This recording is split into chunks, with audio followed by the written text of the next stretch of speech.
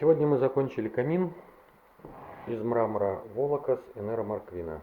Изготавливался он в течение месяца на уже имеющуюся двухстороннюю топку Давре.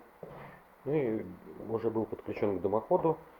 И вообще он, конечно, был еще в кирпиче раньше. Вот эта вот красивая стенка тоже была уже с такими нишами. Мы немножко переделали облицовку, подключение.